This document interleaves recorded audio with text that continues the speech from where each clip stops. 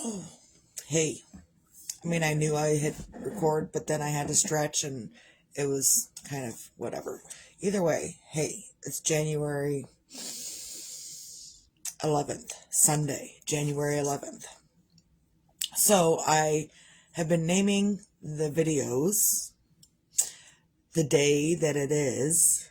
So also, not just for, well, it's for a couple of reasons. Number one, I don't know what day it is since November 7th. I really don't. So I have to look and I really have to pay attention to the dates. I haven't really paid attention to a whole lot of anything since November 7th, which is the day of the accident. Actually, it was November 6th, but he passed away on November 7th. Geez, that's still so hard to say. And it's going to be hard to say forever. Forever. So also, I download my videos after like a month. Like Facebook doesn't keep my videos for very long anymore, so I have been downloading them when I can and uploading them to my YouTube page, YouTube channel, whatever. I don't know what it's called. I think it's just a YouTube channel. So I've been uploading my videos to a YouTube channel. I'm kind of behind. Like, I don't do my most recent video like this. I wait like 30 days when it says it's going to be deleted, and I download like 3 or 4 of them and I upload them at the same time. It's kind of exhausting and it's hard to keep track of. So I name also the videos the day that it is, so then when I go back and watch it, I don't have to guess what day was this. Grand Rising on a Sunday. Cheers.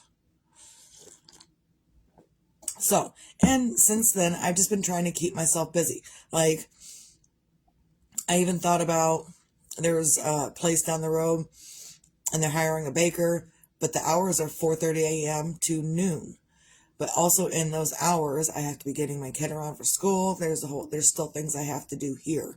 So, and I've noticed that a lot of times when I go and apply for a job, if I'm not available for their specific hours they need, they're not willing to work with me to adjust the hours to something else.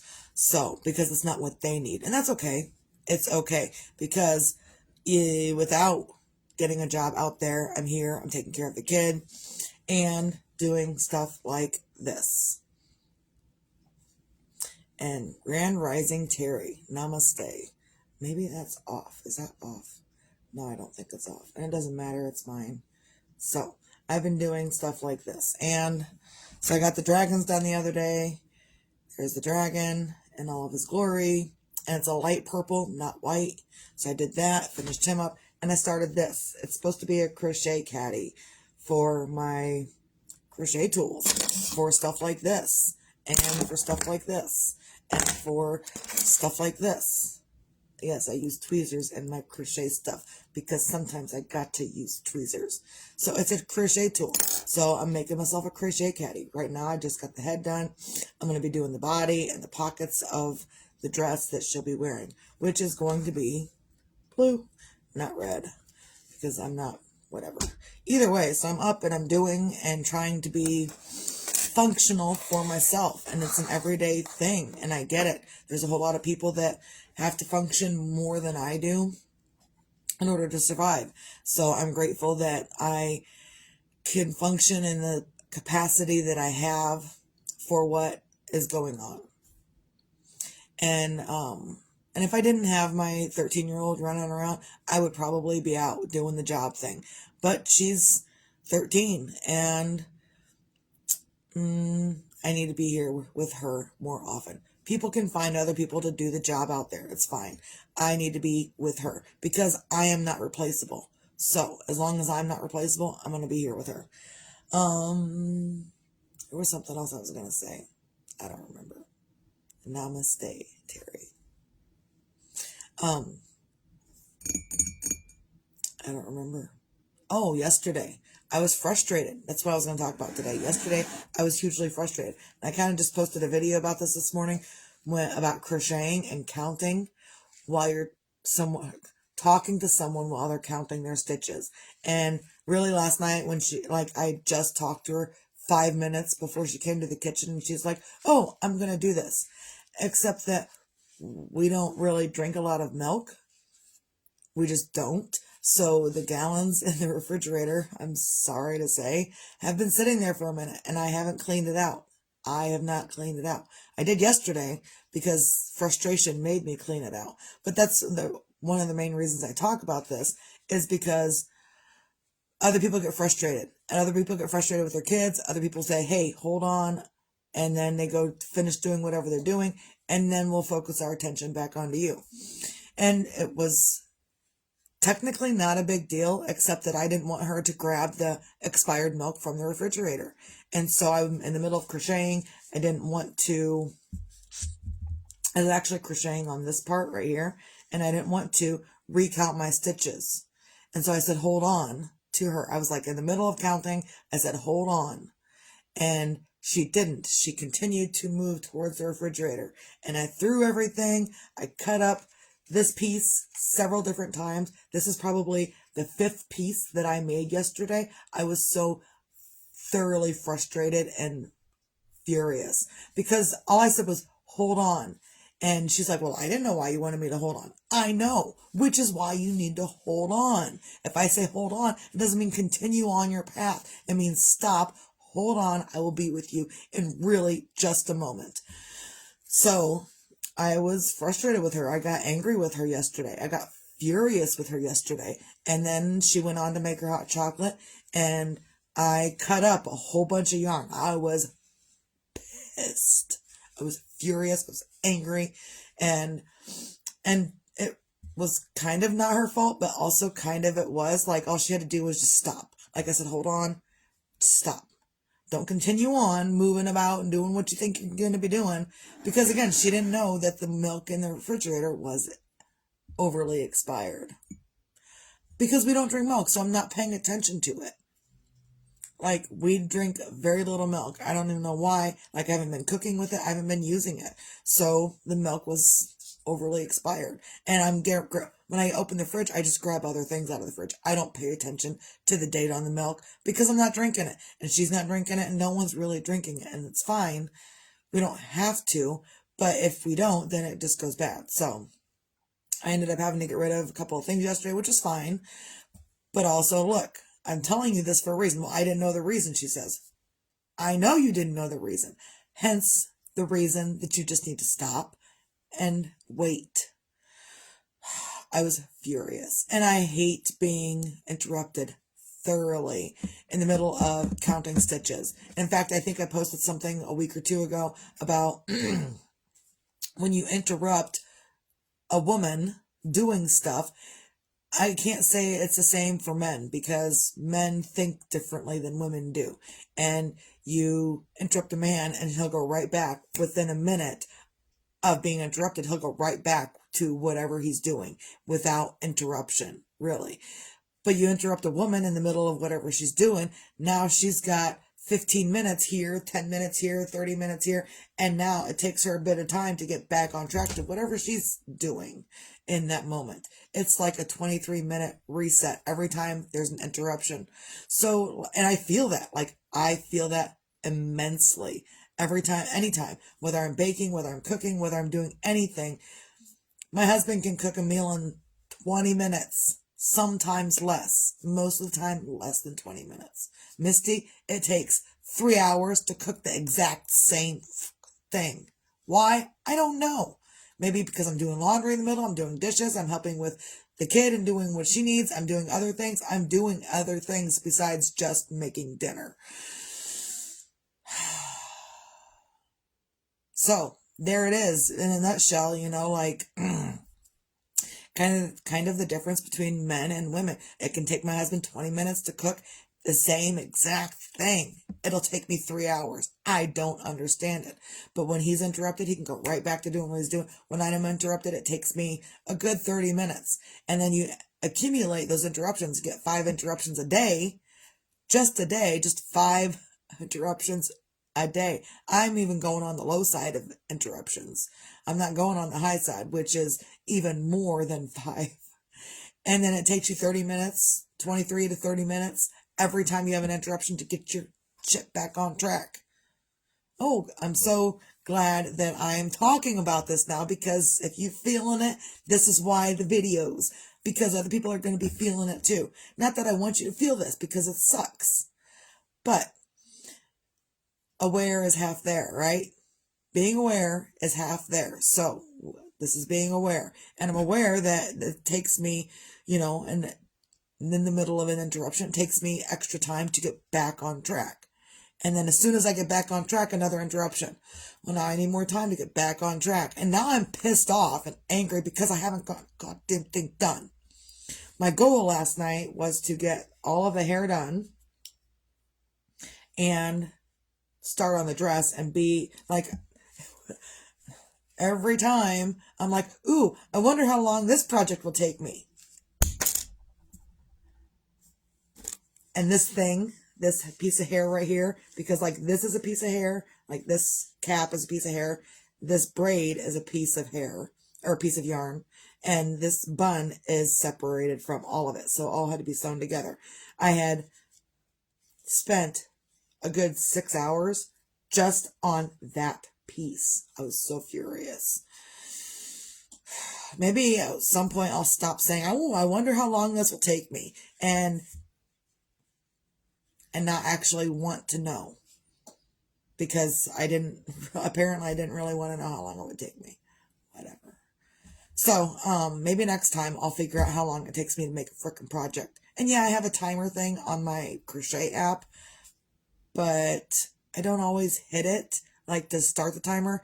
And then if someone interrupts me and I walk away, now my timer's been running on excessively and I don't know. So either way, I can't figure out how long it takes me to make anything. If I could just operate the timer in a normal fashion, but I can't. Again, those interruptions, they'll come by and they'll be like, ooh, I need you right now. And then I forget to hit the timer. Grand Rising Heather. Cheers. So I was just frustrated yesterday. Extra frustrated. The kid knew I was frustrated. She had already planned on going to stay with a friend before my frustration.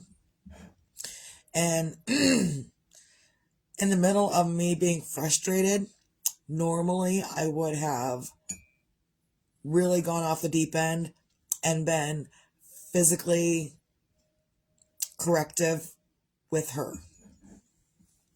And yesterday I told her, I said, look, I'm not a physical correction person anymore these days, because if I was, I'd have snatched you up for not listening to my explicit instructions. And my frustration is like through the roof. I don't even know why my frustration is through the roof. My frustration was through the roof before that even happened. It could have been an imminent visit from someone who explicitly hates me to see grandma. It could have been that made me extra frustrated, or it could be my hormones that are driving me crazy, because I think I am in menopause these days. My period's late, like a whole 15 days late. There's no chance I'm pregnant. So, I could be going through extra hormonal changes. Cougar puberty. We're going to go with cougar puberty. You know what happened in puberty with me? All of this crap. You know what's happening in cougar puberty? All of this crap. Freaking hurts. So, I could have been extremely frustrated from my hormones yesterday. It is what it is. I'm trying to not be, but again, you can try all day, and sometimes you're successful, but sometimes you're not successful. And I went back to her later and I told her I was sorry for being so overly frustrated and that I loved her very much. I still have to do that. Not that I'm making amends with her, because I didn't physically hurt her, but I did make her sit and watch the X-Files with me. Like, that was her punishment for not listening, was she had to sit here with me in the kitchen and watch 2 episodes of the X-Files and shut up. That's all she had to do, was shut up and watch 2 episodes of the X-Files. So I guess if that makes me a horrible parent, so what? But she learned something too. So, she's been kind of on my case about watching historical stuff and ancient X-Files and stuff. Fafo, kid. Fafo. Fuck around and find out. Fafo. And you will watch him right along with me. That will be your punishment, because she hates You know, I don't know if you had siblings growing up, Terry, but or anyone else, but I had siblings, and whenever we would be at each other, we would have to sit and hug each other, or we would have to sit and look at each other.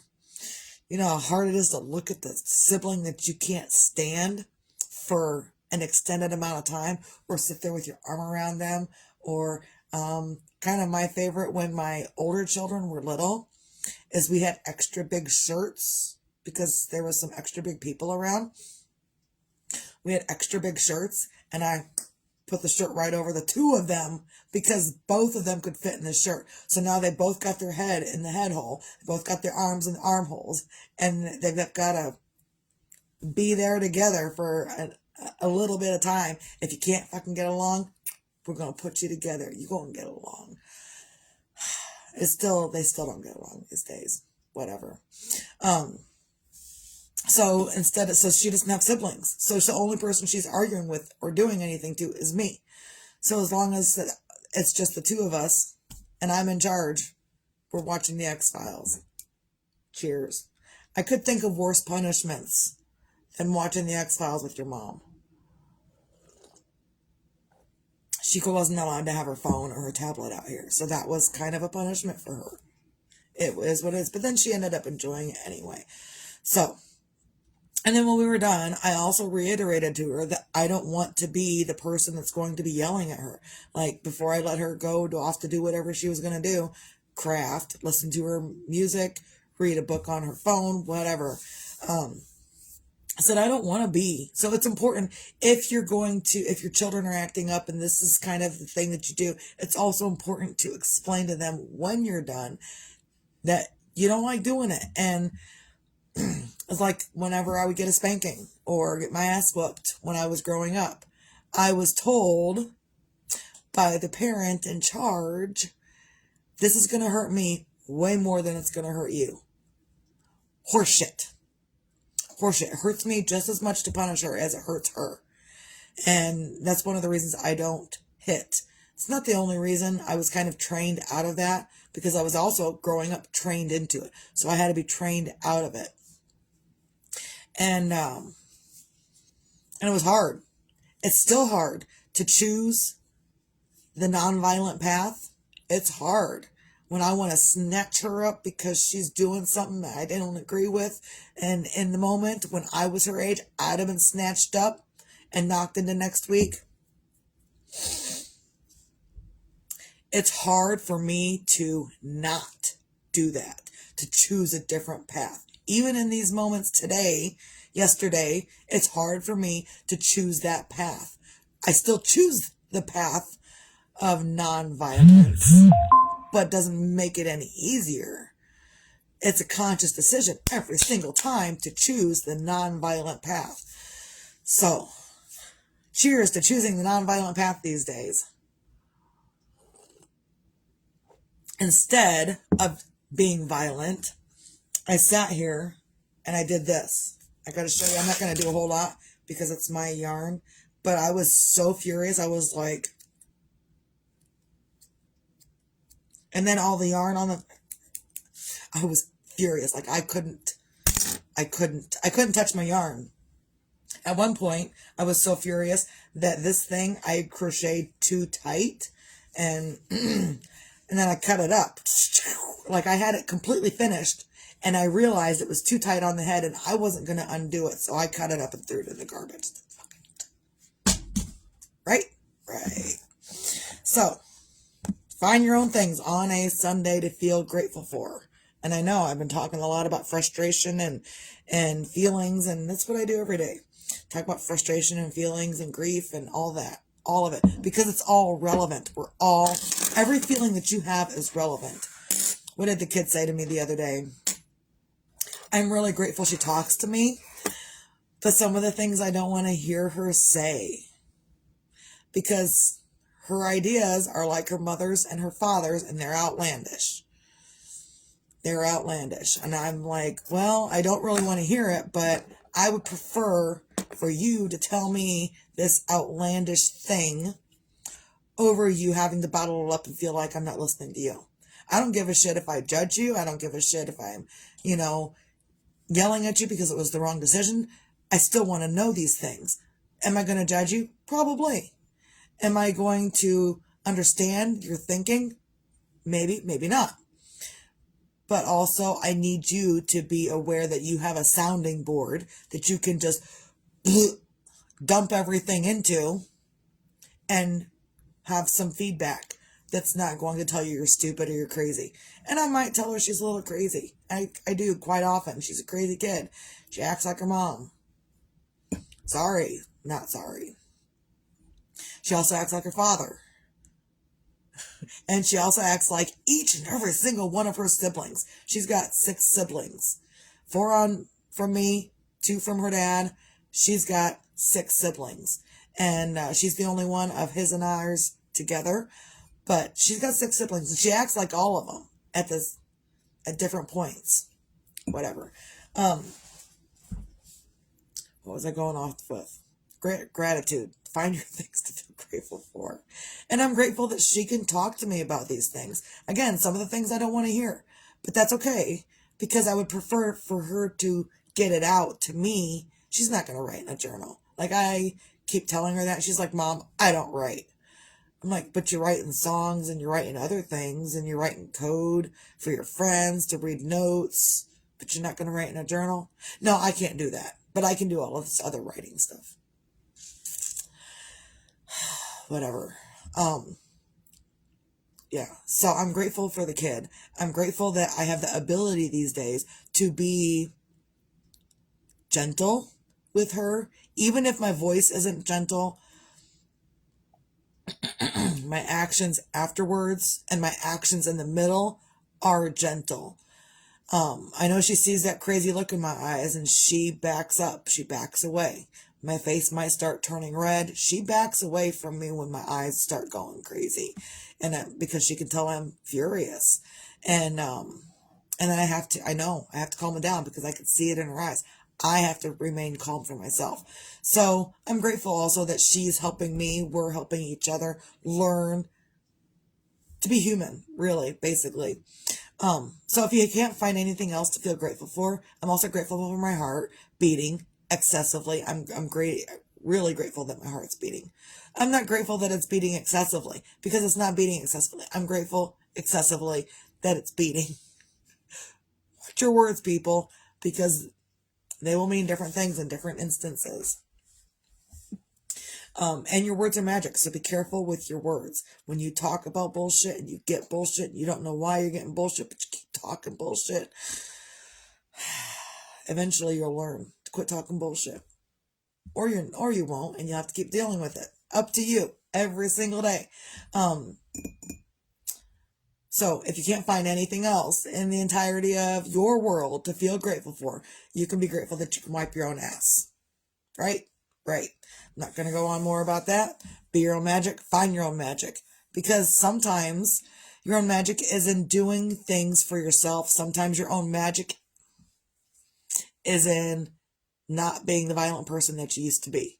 That's my magic this weekend is I'm not that violent person that I used to be. Am I still thinking about it? Yes. But it doesn't mean I act on it. And sometimes I will say it out loud, but it doesn't mean I'm going to act on it. It just means I'm frustrated and you should probably straighten your shit up before I get overly frustrated and send you away from me before I get violent. Because I don't want to get violent. I want to communicate in a proper manner that's going to get us both what we want. Yeah. So the only way to do that is to communicate properly. And if she's arguing with me and I'm like, you know what, just walk away right now. And it's okay to walk away from something that you can't discuss right now. If you get angry and agitated and irritated and you're frustrated and you can't form a cohesive sentence, it is okay to walk away for 5 minutes, 10 minutes, an hour or 2, 3 days. It's okay to not talk about the thing that's frustrating you for however long you're irritated for. I mean, I don't recommend 3 days, but if that's what it takes you, that's what it takes you. And then come back to the subject at hand when you're calm and you feel like you can talk it out. And if you get frustrated in the moment again, walk away again. If someone's trying to argue with you, walk away again. You don't have to do it in the moment that it is happening. A lot of people have that misconstrued, whereas, oh, I'm irritated now, so we're going to talk about this shit right now, aren't we? Not always. It's something my therapist explained to me. Get my hands ready. So like a calm person, their brainstem at the back that helps you keep calm, your brainstem in a calm person is like this. And in a person that's angry, their brainstem is like this, straight up. They're just like, I can't. And you see, you can't get anything past this brainstem because they're furious, they're angry, and when this person now is frustrated, now they're both going to not communicate well because their brainstems are on full alert. Like, what the hell are you thinking? Only when both brainstems can calm down can you have an actual conversation, until someone else's brainstem flips back up, and then now you're having a conflict again. And that person's got to either be able to calm their brainstem down, or you guys need to separate and talk about it later. And be aware that that's what's happening in our brains when we're furious and you can't communicate and you want to commit violence or whatever. That's what's happening in your brain, is that no one can calm you down. The only person that's going to calm you down is you. A million people can say, calm down, and that's just going to make you more irritated because that brainstem isn't going down.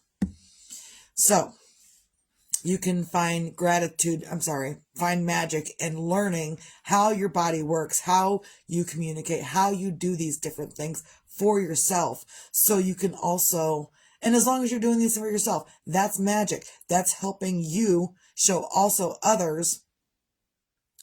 Mixed up my words again. It's helping you also show others how to do it for themselves, which is why I do these videos. So I'm showing others how to do it for themselves. A lot of times people want help. People want salvation and prayers and miracles. Maybe the miracle is you got to pay attention to your damn self.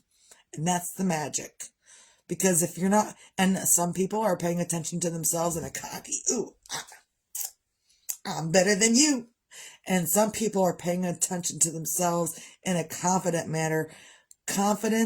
manner. Whereas, like every time I go to the gas station or the store or whatever, and the door needs open, someone's holding the door open for me. I don't ask them to. That's just the persona. That's the confidence that I walk with. But in the same aspect, I'm also holding the door open for others that are going in or out, whatever. I'm still just as much of a gentleman as the gentlemen are. I was not raised to be a lady. Not my fault. I've tried to be a lady and I don't like it a lot. I'm just going to be me, who is me, and not really a lady, but not really a man. I was more or less a tomboy growing up. I don't care. So anyhow, find your own magic, be your own magic. Also, be your own sunshine. Whether tomorrow's promised or not, there are going to be times and instances where you can't find your own sunshine, where you're frustrated because your daughter didn't hold on like you said, hold on. And you're going to be without your sunshine. And I was for a minute yesterday. And for quite a couple of hours, I was without my sunshine. And I was crocheting. I was crocheting so hard that when I went to,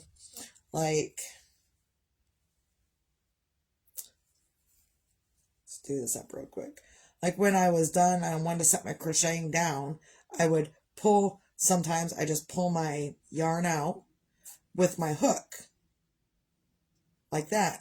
I was so frustrated yesterday that as I was pulling it out, because it's got a rubber gripper on there, I cut the rubber gripper twice with yarn.